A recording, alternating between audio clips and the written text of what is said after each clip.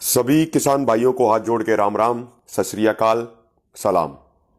किसान भाइयों, 2 दिन पहले हमारे देश के कृषि मंत्री नरेंद्र सिंह तोमर जी ने लोकतंत्र की आत्मा कहे जाने वाले संसद में एक बहुत बड़ा झूठ बोला। कृषि मंत्री ने कहा संसद के अंदर कि भाई इन 3 कानूनों में काला क्या है ये कोई नहीं बता रहा है और किसान सिर्फ इतना कह रहे हैं कि ये 3 कानून काले कानून हैं। माननीय मंत्री जी, आपको हम याद दिलाना चाहते हैं कि 3 दिसंबर को जो बैठक हुई थी विज्ञान भवन में, हमारे सभी किसान नेताओं ने एक एक करके सेक्शन वाइज आपके सामने इन कानूनों की गलतियों को बताया था और उस समय ना तो मंत्री जवाब दे पाए थे और ना ही सरकार के अधिकारी कोई जवाब दे पाए थे। लेकिन उसके बावजूद आपने संसद में यह कहा कि अब तक किसी ने यह नहीं बताया कि इन कानूनों में काला क्या है। तो आज हम दोबारा से आपको यह बता रहे हैं इन कानूनों में क्या क्या काला है और किस तरीके से ये 3 कृषि कानून किसानों की मौत के फरमान हैं। बहुत सारे किसान भाइयों के भी हमारे पास फोन आए, मैसेज आए कि एक बार दोबारा से एक्सप्लेन किया जाए कि कानूनों में कहां कहां खामियां हैं, कहां कहां पे गलतियां हैं। तो बहुत कम शब्दों में मैं आपको बताता हूं संक्षिप्त में कि इन कानूनों में क्या क्या दिक्कत है। सबसे पहली बात यह है किसान भाइयों, नौजवान भाइयों, कि जो इन कानूनों का आधार है वो आधार ही गलत है। ऑल ओवर वर्ल्ड ये एक्सपीरियंस रहा है कि जब जब फसलों के प्रोक्यूरमेंट सिस्टम में सरकार का रोल कम होता है और प्राइवेट इंडस्ट्री का रोल बढ़ता है तो किसानों का एक्सप्लॉयटेशन भी बढ़ता है। मैं आपको 2-4 एग्जाम्पल देता हूं। जो ये कानून अभी लाए गए हैं इनको आसान भाषा में हिंदी में कहते हैं मुक्त बाजार की नीतियां, यानी फ्री मार्केट की नीतियां। यही कानून 2 से 3 दशक पहले वेस्टर्न कंट्रीज में आए थे। वहां का क्या हाल है ये जरा आप थोड़ा सा जान लीजिए। ये फ्री मार्केट की पॉलिसीज आने से पहले अमेरिका में किसी भी कृषि उत्पाद के, किसी भी एग्रीकल्चर प्रोडक्ट के फाइनल रिटेल प्राइस का 40% किसान की जेब में जाता था। यानी कोई भी कृषि उत्पाद यदि मार्केट में 100 रुपए का बिकता था तो उसमें से 40 रुपए किसान की जेब में जाते थे। लेकिन जब से फ्री मार्केट पॉलिसीज अमेरिका में लागू हुई तो किसी भी एग्रीकल्चर प्रोडक्ट के फाइनल रिटेल प्राइस का मात्र 15% किसान की जेब में जाता है। यानी अब 100 में से मात्र 15 रुपए किसान की जेब में जाते हैं और वो 25 रुपए वो अब व्यापारी, बड़े बड़े कॉर्पोरेट की जेब में, बड़ी बड़ी कंपनियों की जेब में जाते हैं। दूसरी बात आप ये समझिए, 1993 में ब्रिटेन के अंदर मिल्क मार्केटिंग बोर्ड खत्म कर दिया गया और पूरे उस स्ट्रक्चर को, सिस्टम को प्राइवेटाइज कर दिया गया। तो उसके बाद से लेके अब तक 2021 तक ब्रिटेन के अंदर 31,690 स्मॉल डेयरी फार्म्स बंद हो गए। लेकिन हैरानी की बात यह है कि डेयरी फार्म तो बंद हो गए लेकिन दूध का प्रोडक्शन बढ़ गया। अब यह कैसे संभव हुआ? इसका कारण यह रहा कि बड़े बड़े डेयरी फार्म्स खुल गए, बड़े बड़े कॉर्पोरेट घरानों का पूरा होल्ड हो गया और जो छोटे किसान थे, जो स्मॉल डेयरी फार्म्स थे, वो पूरे तरीके से वो बर्बाद हो गए। और तीसरी और महत्वपूर्ण बात, लगभग 2 से 3 दशक हो गए वेस्टर्न कंट्रीज में ये पॉलिसीज लागू हुए, फ्री मार्केट की पॉलिसीज लागू हुए। उसके बावजूद अमेरिका के अंदर अमेरिका की सरकार ने अभी जस्ट 1.5-2 साल पहले 847 बिलियन US$ का सब्सिडी बिल पास किया। एक साल में अमेरिका के अंदर एक किसान को 42 लाख रुपए की सब्सिडी मिलती है। यदि हम बात करें यूरोप की तो यूरोप में $100 बिलियन की सब्सिडी दी जाती है। OECD देशों में $240 बिलियन की सब्सिडी दी जाती है। चाइना में $212 बिलियन की सब्सिडी दी जाती है। नॉर्वे में +60% की सब्सिडी दी जाती है और हमारे देश में -5.7% की सब्सिडी दी जाती है। यानी किसान को कुछ मिलता नहीं है, उल्टा किसान से ले लिया जाता है। हमारे यहां पे किसान को मिलती है $282 की सब्सिडी मात्र। तो इसमें समझने की बात यह है कि यदि ये फ्री मार्केट की पॉलिसीज इतनी ही अच्छी होती, यदि ये फ्री मार्केट की पॉलिसीज किसान के लिए इतनी ही फायदेमंद होती तो ये वेस्टर्न कंट्रीज की सरकारें अपने किसानों को इतनी भारी भरकम सब्सिडी देने को आज क्यों मजबूर है? यदि ये पॉलिसी इतनी अच्छी होती तो वहां का किसान माला माल होता और सब्सिडी देने की कोई जरूरत ही ना पड़ती। तो वेस्टर्न कंट्रीज ये सभी इतनी भारी भरकम सब्सिडी दे रहे हैं, इसका मतलब ये हुआ कि ये फ्री मार्केट पॉलिसीज किसान को बर्बाद करने वाली और कॉर्पोरेट को फायदा पहुंचाने वाली पॉलिसीज हैं। अब हम यदि अपने ही देश की बात करें, 2006 में बिहार के अंदर एपीएमसी मंडी सिस्टम समाप्त कर दिया गया और उस समय बड़े बड़े नारे दिए गए थे कि प्राइवेट क्षेत्र बहुत निवेश करेगा और बिहार का किसान मालामाल हो जाएगा। आज बिहार के किसान की स्थिति क्या है? बिहार के कई जिलों की मेन फसल है मक्का, उसका सरकारी रेट यानी एमएसपी है 1850 रुपया क्विंटल, लेकिन मक्का व्यापारी कितना खरीद रहे हैं? प्राइवेट लोग किस रेट पे मक्का खरीद रहे हैं? 500 से 600 रुपया क्विंटल। एक किसान की लागत भी पूरी नहीं हो रही है। अभी कुछ दिन पहले तक तो बिहार में धान की खरीद शुरू नहीं हुई थी। ऐसा भारत में ऐसा कोई राज्य नहीं होगा जहां पर हमारे बिहार के किसान भाई मजदूरी करने के लिए मजबूर नहीं हो रहे हैं। आप कश्मीर से लेकर कन्याकुमारी तक, आप असम से लेकर गुजरात तक, किसी भी राज्य को उठा के देख लीजिए, आपको वहां पे बिहार के मजदूर भाई जरूर मिलेंगे। और जो लोग ये दूसरे राज्यों में मजदूरी करने के लिए जाते हैं, आप इनमें से पूछिएगा, इनमें से अधिकतर के पास 3 से 4 एकड़ की अपनी जमीन होती है। 3 से 4 एकड़ की जमीन होने के बावजूद ये बाहर मजदूरी करने के लिए क्यों जाते हैं? क्योंकि वहां प्रोक्योरमेंट सिस्टम नहीं है। फसल आधे से भी कम दाम पे खरीदी जाती है। व्यापारी किसानों का एक्सप्लॉयटेशन कर रहे हैं। मुझे वो दिन याद है जब जबरदस्ती करके इन कानूनों को संसद में पास किया जा रहा था, तो उस समय हमारे देश के माननीय प्रधानमंत्री ने कहा था कि ये कानून बिहार में लागू हुए थे और बिहार के किसानों का बहुत भला हो गया। मेरे किसान भाइयों, मेरे नौजवानों, आप खुद ये बात समझिए कि मक्का जिसका रेट 1850 रुपया क्विंटल, वो 500 से 600 रुपया क्विंटल बिक रहा है। ये तरक्की हुई या बर्बादी हुई? ये तो बर्बादी हुई ना। लेकिन प्रधानमंत्री जी इस बर्बादी को तरक्की बता रहे हैं। यदि ऐसी बर्बादी को वो तरक्की मानते हैं तो ऐसी तरक्की हमें नहीं चाहिए। भारत के किसान ऐसी तरक्की नहीं चाहता है। और दूसरी बात, कृषि मंत्री जी, आपके ही राज्य की यदि बात करूं, यानी मध्य प्रदेश की बात करूं, मध्य प्रदेश सरकार का पोर्टल है ई अनुज्ञा। उम्मीद करता हूं आप अपने अधिकारियों को बोल के उस पोर्टल को जरूर खुलवाएंगे। अभी कुछ दिन पहले उस पर रिपोर्ट अपडेट हुई कि जब से 5 जून 2020 से ये कृषि अध्यादेश जबरदस्ती किसानों के ऊपर थोपे गए, तो उसके बाद से लेकर अब तक लगभग 6 महीनों में मध्य प्रदेश की सरकारी मंडियां दफन हो गई। मध्य प्रदेश में टोटल कृषि मंडियां हैं 268, उसमें से 47 मंडियां पूरे तरीके से ठप हो गई। 143 मंडियों में कारोबार 50 से 60% कम हो गया। खरीफ के सीजन की सभी क्रॉप्स मध्य प्रदेश के अंदर आधे से भी कम दाम पे बिकी। और दूसरी तरफ मध्य प्रदेश का मंडी एक्ट 1972 का सबसे बेहतरीन एक्ट में से एक माना जाता है। पिछले साल इन्हीं 6 महीनों में, यानी मैं बात कर रहा हूं 2019 की, अब 2021 आ गया, तो 2019 में उन्हीं 6 महीनों में मंडी में टैक्स कलेक्शन हुआ था 600 करोड़ रुपए का। लेकिन 2020 में, यानी पिछले साल, उन्हीं 6 महीनों में टैक्स कलेक्शन हुआ मात्र 220 करोड़ का, यानी टैक्स कलेक्शन रह गया सिर्फ 36%। अब मेरे किसान भाइयों, समझने की बात यह है कि वहां पे मंडी कर्मचारियों को तनख्वाह देने के लिए पैसे नहीं है, और दूसरी तरफ किसान का दाम बाहर आधे से भी कम दामों पर बिक रहा है। अब आप इसी चीज को और एक्सप्लेन करके समझिए, ये हो क्या रहा है। जो ये प्राइवेट मंडियां होंगी जहां पे कोई टैक्स नहीं लगेगा किसी भी तरह का, व्यापारी को किसी भी तरह का लाइसेंस नहीं चाहिए होगा, तो वहां पे होगा क्या? यह संभव है कि 2 साल 3 साल तक बाहर व्यापारी आपको एमएसपी से 10 रुपया ज्यादा दे, हो सकता है ये। लेकिन जब 2 से 3 साल में उसकी पूरी मोनोपोली हो जाएगी, उसकी दादागिरी हो जाएगी, पूरा उसका एकाधिकार हो जाएगा, फिर वो अपना असली रंग दिखाएगा। उस समय तक सरकारी मंडियां बर्बाद हो चुकी होंगी। फिर वो किसान की फसल औने पौने दामों पर खरीदेगा। जिस तरीके से मंडी एक्ट बनने से पहले किसानों का शोषण होता था। रहबर आजम दीनबंधु छोटूराम जी ने मंडी एक्ट इसलिए बनाया था कि भाई किसान का शोषण बंद हो जाए। क्योंकि उससे पहले क्या होता था, जब किसान की फसल आती थी, सारे व्यापारी अपना गिरोह बना लेते थे, गठजोड़ बना लेते थे, फसलों के दाम गिरा देते थे और उसको फिर खरीद के बड़े बड़े गोदामों में स्टोर करते थे। किसान का भी एक्सप्लॉयटेशन होता था और एक आम इंसान का भी एक्सप्लॉयटेशन होता था। दूसरी बात इसमें समझने की यह है, जैसे एग्जाम्पल दूं मैं जियो का और बीएसएनएल का।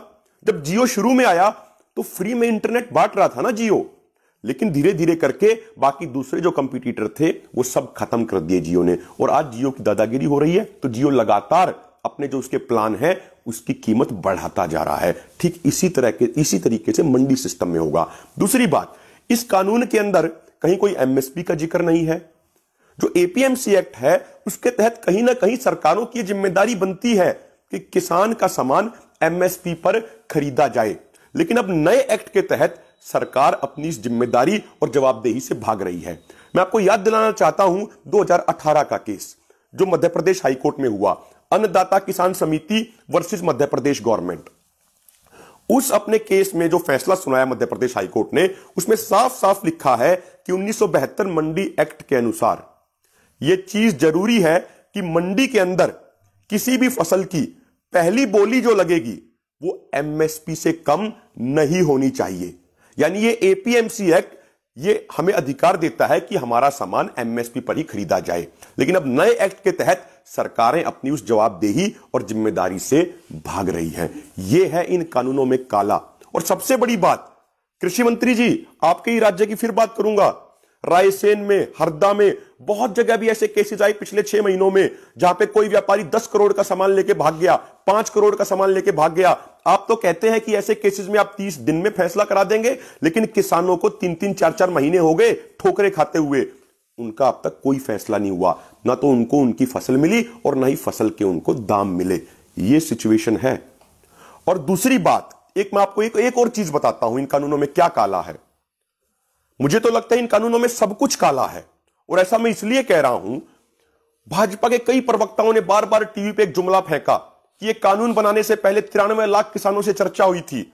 लेकिन एक किसी समझदार व्यक्ति ने जब आरटीआई लगाई और सरकार से ये जवाब मांगा कि भाई आखिर वो 93 लाख किसान कौन से हैं जिनके साथ सरकार ने चर्चा की, तो जवाब आया आरटीआई के उस जवाब में कि सरकार के पास ऐसा कोई डाटा नहीं है। यानी सरकार ने कोई चर्चा ही नहीं की और ये तीनों कानून जबरदस्ती थोप दिए। अरे मंत्री जी, कोई नगर निगम की बैठक होती है ना, तो उस बैठक की भी मिनट्स होती हैं।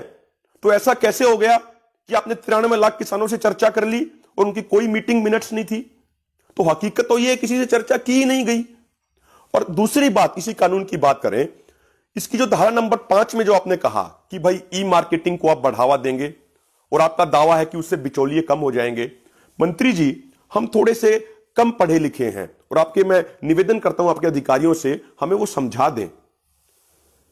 ई मार्केटिंग के तहत सरकार के पास ऐसा क्या मैकेनिज्म है जिससे वो किसी भी कृषि उत्पाद की फिजिकल डिलीवरी को सुनिश्चित कर देंगे?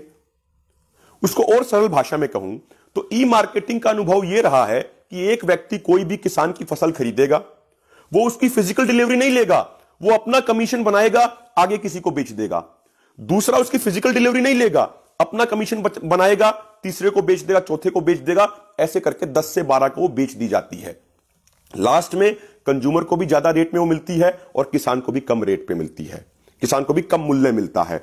मैं एग्जांपल दे देता हूं आपको असम के चाय के किसानों का, मैं एग्जांपल दे देता हूं आपको केरल के रबड़ के किसानों का। ई मार्केटिंग सिस्टम ने चाय के किसानों को और रबड़ के किसानों को पूरे तरीके से बर्बाद कर दिया। तो मैं उम्मीद करता हूं कृषि मंत्रालय के अधिकारी कम से कम ये जरूर बताएंगे कि सरकार के पास ऐसा क्या मैकेनिज्म है जिससे वो कृषि उत्पादों की फिजिकल डिलीवरी सुनिश्चित कर पाएंगे। इसमें अगली बात, मैं मोटी मोटी बातें बता रहा हूं, मैं ज्यादा इन डेप्थ में नहीं जा रहा हूं। इन कानूनों के तहत सरकार ने किसानों से यह अधिकार छीन लिया सिविल कोर्ट जाने का। मंत्री जी, हमारे जो शहीद हुए थे आजादी के आंदोलन में, जो हमारे बड़े बड़े लोग जिन्होंने शहादत दी थी, उन्होंने अपनी शहादत इसलिए दी थी कि हर एक भारतीय को लोकतांत्रिक अधिकार मिले, हर एक भारतीय को फंडामेंटल राइट्स मिले, इसलिए उन्होंने कुर्बानी दी थी। लेकिन मुझे पता नहीं क्यों मोदी सरकार की एक आदत है, जब भी किसानों के लिए कोई कानून बनाए जाते हैं तो उनमें यह रूल जरूर होता है कि किसान सिविल कोर्ट नहीं जा सकता। मैं आपको याद दिलाना चाहता हूं 2014 का भूमि अधिग्रहण अध्यादेश, जो जबरदस्ती किसानों पर थोपने का प्रयास किया गया था, लेकिन देश के किसान उस समय भी एकजुट होकर खड़े हो गए थे और सरकार को वो अध्यादेश वापस लेना पड़ा था। उसमें भी आपने ये लिखा था कि अधिग्रहण के दौरान कोई भी किसान कोर्ट नहीं जा सकता है। इन कानूनों में भी यही है कि किसान सिविल कोर्ट का दरवाजा नहीं खटखटा सकता, वो सिर्फ एसडीएम के पास जा सकता है, जिलाधिकारी के पास जा सकता है।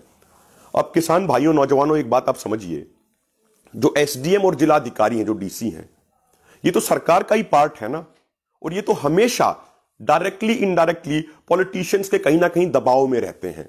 और पॉलिटिशियंस व्यापारियों के दबाव में रहते हैं, क्योंकि चुनाव के दौरान वो व्यापारी पॉलिटिशियंस की फंडिंग करते हैं, उसके बाद पॉलिटिशियंस व्यापारियों की मदद करते हैं। जो हमारा कोर्ट सिस्टम है ये सरकार से बिल्कुल अलग है, ये सरकार के अंडर नहीं आता, ये अपने आप में इंडिपेंडेंट है। लेकिन अब किसानों से यह अधिकार भी छीना जा रहा है, तो ये इन कानूनों में काला है। यदि मैं बात करूं एसेंशियल कमोडिटी एक्ट में जो आपने बदलाव किया है, इसमें समझने की बात यह है कि उसके सेक्शन नंबर 2B के पैराग्राफ नंबर 2 में साफ साफ ये लिखा गया है कि जो स्टॉक लिमिट जो हटा दी गई है सरकार ने इस अमेंडमेंट के जरिए, उसमें यह लिखा है कि यदि हॉर्टिकल्चर प्रोडक्ट्स के दाम 100% बढ़ गए और अनाज के दाम 50% बढ़े तो दोबारा से स्टॉक लिमिट लगेगी, लेकिन वो स्टॉक लिमिट सिर्फ किसानों पे लगेगी, वो स्टॉक लिमिट कंपनियों यानी वैल्यू चेन पार्टिसिपेंट और प्रोसेसर्स पे नहीं लगेगी। ऐसा क्यों? क्योंकि सरकार कंपनियों का फायदा करना चाहती है और किसानों को नुकसान में लेके जाना चाहती है। और मैं तो सभी देशवासियों से अपील करता हूं, देशवासियों एक बात आप समझिए कि किसान तो चलो अपना अन्न पैदा करता है, वो तो उसको खा लेगा, लेकिन जब ये पूरा सिस्टम, ये पूरा अनाज का भंडारण, ये काला बाजारी और जमाखोरी करने की छूट जब व्यापारियों को मिल जाएगी तो आम जनता के साथ क्या होगा? आप एक बात समझिए, पानी की बोतल, पानी जो प्रकृति हमें देती है, जो कोई कंपनी नहीं बनाती है, उस पानी को भी ये 20 से 25 रुपए लीटर में बेच रहे हैं। जब अनाज पूरा इनके कंट्रोल में आ जाएगा तो आपके घरों में जो आटा आता है ना, वो आटा आएगा 500 रुपए किलो, 600 रुपए किलो। तो आज किसान समाज सिर्फ अपनी नहीं, पूरे देश की सभी वर्गों की लड़ाई लड़ रहा है। अब मैं यदि बात करूं, ये जो इस कानून के एक दूसरा पहलू भी बताऊं, जो ये एसेंशियल कमोडिटी एक्ट में जो अमेंडमेंट किया गया है, इसके माध्यम से सरकार गरीब की रोटी छीन के बड़े बड़े व्यापारियों का मुनाफा कराना चाहती है। सीधी सी बात यह है। अब बात करें कॉन्ट्रैक्ट फार्मिंग की कर लेते हैं। उसकी धारा नंबर 8B और 9 में सरकार ने क्या लिखा है? कोई भी व्यक्ति जो किसान की जमीन लेगा कॉन्ट्रैक्ट पे, वो उस जमीन के ऊपर कोई भी इंफ्रास्ट्रक्चर खड़ा कर सकता है और उस इंफ्रास्ट्रक्चर को खड़ा करने के लिए किसी भी राज्य सरकार या केंद्र सरकार की स्कीम के तहत क्रेडिट ले सकता है। यहां पे सरकार ने चालाकी क्या की है? सरकार ने लोन नहीं लिखा, सरकार ने क्रेडिट लिखा है। मेरे देशवासियों, आप मुझे एक बात बताइए, हमारे देश में किसी भी स्कीम के तहत जब लोन मिलता है तो वो लोन किसी ना किसी चीज की गारंटी के ऊपर होता है। हवा में लोन नहीं मिलता है।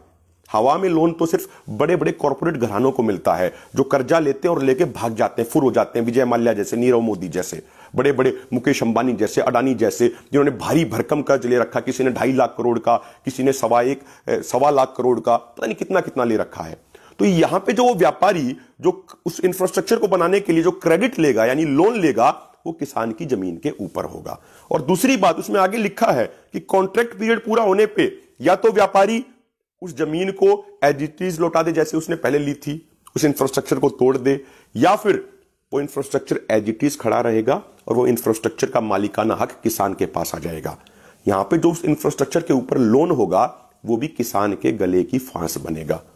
और एक और मैं आपको इसका पक्ष बताता हूं, एक दूसरा पहलू जो हमारी दूसरी मांग है। पहली मांग तो ये हो गई, इन 3 काले कानूनों को वापस लिया जाए। मैं उम्मीद करता हूं अब आप सबको समझ में आ गया होगा कि ये कानून काले कानून क्यों हैं। दूसरी हमारी मांग जो है, एमएसपी गारंटी कानून बनना चाहिए। मैं बहुत शॉर्ट में आपको बताता हूं। 2011 में जब हमारे प्रधानमंत्री मुख्यमंत्री होते थे गुजरात के और ये कंज्यूमर अफेयर कमेटी के चेयरमैन होते थे, तो उस समय मुख्यमंत्री नरेंद्र मोदी ने एक रिपोर्ट भेजी थी उस समय के प्रधानमंत्री मनमोहन सिंह जी को। और उस रिपोर्ट के सेक्शन नंबर B3 में खुद इन्होंने ये मांग की थी कि किसानों के लिए एमएसपी की गारंटी होनी चाहिए। खाली एमएसपी घोषित करने से कोई काम नहीं बनेगा, किसानों के लिए एमएसपी की गारंटी होनी चाहिए। तो प्रधानमंत्री नरेंद्र मोदी जी, जो बात आप खुद कह रहे थे 2011 में, जिस बात की पैरवी आप खुद कर रहे थे प्रधानमंत्री बनने से पहले, आज आप अपने ही वादे से क्यों मुकर रहे हैं? जिस तरीके से आप स्वामीनाथन आयोग की रिपोर्ट लागू करने के वादे से मुकरे, ठीक इसी तरीके से एमएसपी गारंटी के वादे से मुकर रहे हैं। और दूसरी बात, OECD ICRER की रिपोर्ट ये साफ साफ कहती है, मेरे देशवासियों ये बात आप ध्यान से सुनिएगा। OECD ICRER की रिपोर्ट कहती है कि पिछले 17 सालों में हिंदुस्तान के किसानों को जो उचित एमएसपी नहीं मिला, उसके कारण भारत के किसानों को 45 लाख करोड़ रुपए का नुकसान हुआ है। जो 45 लाख करोड़ रुपए हमें मिलने चाहिए थे वो हमें नहीं मिले। और नाबार्ड की रिपोर्ट क्या कहती है? भारत के किसानों के ऊपर मात्र 9 से 10 लाख करोड़ रुपए का कर्ज है। भारत में मात्र 52% किसानों के ऊपर कर्ज है और एक किसान के ऊपर एवरेज कर्ज है 1 लाख रुपया। तो हमारे ऊपर कर्जा है 9 से 10 लाख करोड़ रुपए का।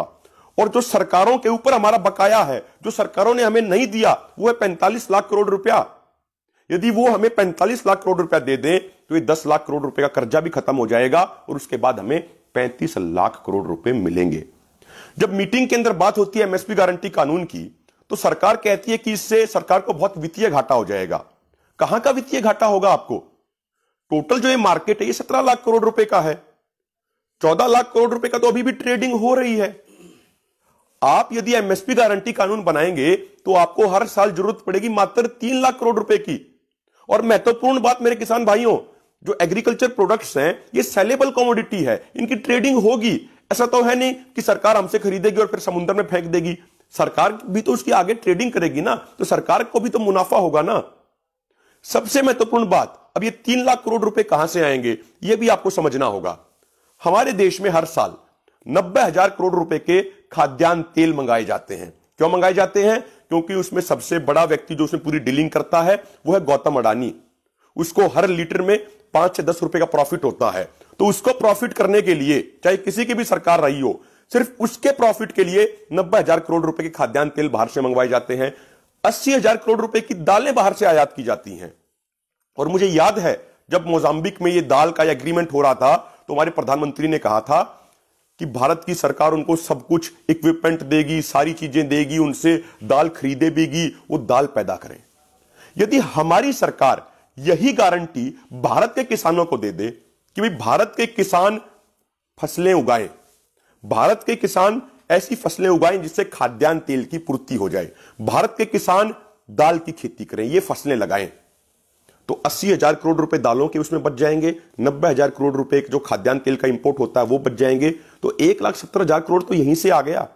जो मिल्क पाउडर इंपोर्ट करते हैं उसको बंद कर दिया जाए, सरकार अपने किसानों को दूध का अच्छा रेट दे, वहां से पैसे बचेंगे। जो अब की बार 5 लाख टन मक्का आयात किया गया वो आप बंद कर दीजिए, तो ये 3 लाख करोड़ तो ऐसे ही आ जाएंगे ना। और सबसे महत्वपूर्ण बात, प्रधानमंत्री नारा तो देते हैं आत्मनिर्भर भारत बनाने का। यदि आप ये कृषि उत्पादों का इंपोर्ट बंद कर देंगे प्रधानमंत्री जी, और अपने किसानों को एमएसपी गारंटी देंगे, तो फिर भारत असली मायनों में आत्मनिर्भर भारत बनेगा। सिर्फ जुमलाबाजी करने से आत्मनिर्भर भारत नहीं बनेगा जैसा कि आपकी सरकार कर रही है। और एक अंतिम बात मैं आपको बताना चाहता हूं कि इन कानूनों में क्या काला है।